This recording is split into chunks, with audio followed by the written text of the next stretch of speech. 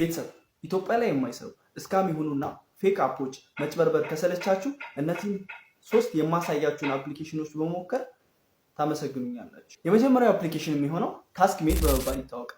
በዚህ አፕሊኬሽን ላይ የሚሆነው ስራችሁ የተሰጣችሁን አንድ ሴንቴንስ ትራንስሌት ማድረግ ሊሆን ይችላል እና ደግሞ የሚነግሯችሁ ወይ ደግሞ ይህን ቦታ አንሱልን እና የዚህን ቦታ ፎቶዎች እንፈልጋለን ሊሏችሁ ይችላሉ።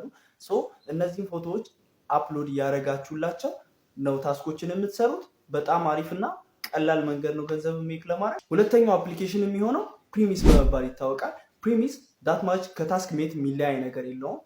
ይሄ ላይም የሚሆነው ከታስክሜት ጋር ተመሳሳይነት ያላቸው ታስኮች ናቸው። ነገር ግን የሚጠይቃችሁ ሾርት ጥያቄዎች አሉ።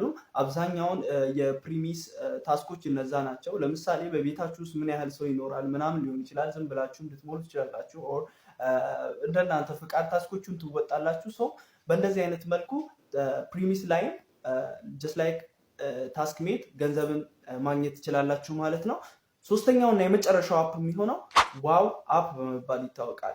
በዚህ አፕሊኬሽን ደግሞ የምታደርጉት አዶችን ማየት እንዲሁም ደግሞ ጓደኛ መጋበዝ ከዛም አልፎ ዜናዎችን ማንበብ ሊሆን ይችላል። እነዚህ ሶስት እና ከዛም በላይ የሆኑ ታስኮችን የሚሰጣችሁን ታስኮች በመወጣት ልክ እንደ ሌሎቹ አፕሊኬሽኖች ገንዘብን መስራት ትችላላችሁ ማለት ነው።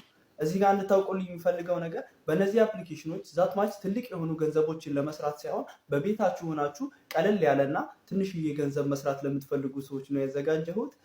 ተጠቀሙበት።